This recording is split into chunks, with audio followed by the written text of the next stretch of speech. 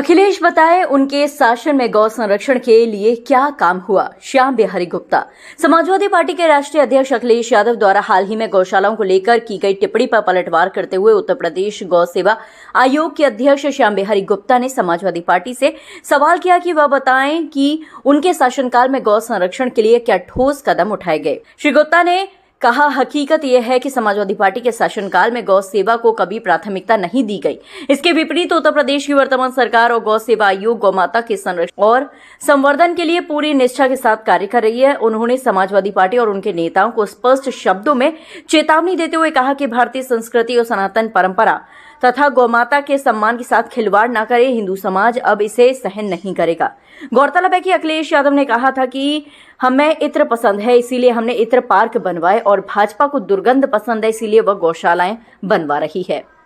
मुख्यमंत्री योगी आदित्यनाथ के द्वारा जिस दिन 2017 में भारतीय जनता पार्टी की सरकार बनी, उसी दिन उन्होंने किसानों का 36,000 करोड़ रुपए कर्ज माफ किया और उत्तर प्रदेश में चलने वाले जितने भी कत्लखाने चल रहे थे उनको बंद किया। और आज उत्तर प्रदेश में पूज्य योगी जी की सरकार गौवंश के संरक्षण के लिए, संवर्धन के लिए संकल्पित है और उत्तर प्रदेश में 7,713 स्थानों पर गौवंश का संरक्षण किया जा रहा है, जिसमें 12 लाख गौवंश संरक्षित है। और एक स्कीम चलाई है कि एक किसान एक गाय ले जाएगा, वो 1500 रुपये पाएगा, 4 गाय ले जाएगा 6,000 पाएगा। तो हमारी सरकार उत्तर प्रदेश में पूज्य योगी जी की सरकार और केंद्र में हमारे नरेंद्र मोदी जी की सरकार इस बात की संकल्पित है कि हर किसान के पास गाय हो, गौ आधारित खेती हो, खेती आधारित उद्योग हो, तो गांव किसान हमारे समृद्ध होंगे। लेकिन कुछ सिरफिरे ऐसे लोग, अभी हमारे थोड़ी 2 दिन पूर्व जो है हमारे पूर्व मुख्यमंत्री माननीय अखिलेश यादव जी ने एक वक्तव्य दिया है कि गौशालाओं से दुर्गंध आती है, भारतीय जनता पार्टी को दुर्गंध पसंद है और हमको सुगंध पसंद है, इसलिए हम इस पार्क बना रहे हैं। तो मैं उनके इस वक्तव्य की बहुत ही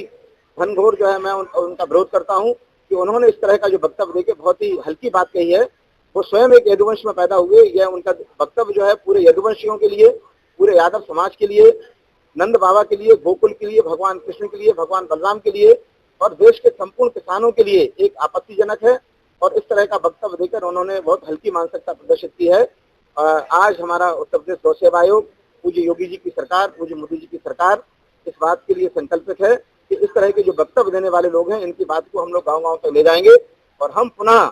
हम लोगों का जो लक्ष्य है उत्तर प्रदेश गौ सेवा आयोग का और योगी जी का लक्ष्य है कि परिवारजनों को गौ आधारित खेती के माध्यम से जो पैदा होगा अन्न, फल, सब्जियां, जिससे लोगों को केमिकल फ्री भोजन मिलेगा और अस्पतालों की बढ़ती संख्या कम होगी, खेती की लागत कम होगी, उत्पादन बढ़ेगा, महंगा बिकेगा, तो किसान फिर से समृद्ध होगा और पुनः चलें गाँव की ओर, चलें गाय की ओर, चलें खेत की ओर, चलें प्रकृति की ओर। सिद्धांत को मानने वाली भारतीय जनता पार्टी उनके इस वक्तव्य का घनघोर विरोध करती है और उनके इस कार्य को लेकर एक वोट तक जाने का काम करेंगे। और 2017 में हम बताएंगे इस बात को कि आपने जो वक्तव्य दिया है, इससे आपकी नीयत साफ हो गई है, क्योंकि आपने अपने राज्य में जब तक आपकी सरकार रही तब तक गौवंश की तस्करी होती थी, आपके पास में कोई नीति नहीं थी, आपने इस तरह का कोई काम नहीं किया जिससे गौवंश का संरक्षण का काम आपने किया हो। तो आज मैं इसी उद्देश्य से आपकी पत्रकार वार्ता का आयोजन किया गया है और उपस्थित आप सभी को मैं प्रणाम करता हूँ और मेरी बात को और योगी जी के इस संकल्प को, मोदी जी के संकल्प को गाँव-गाँव तक पहुँचाने का काम आपके माध्यम से होगा।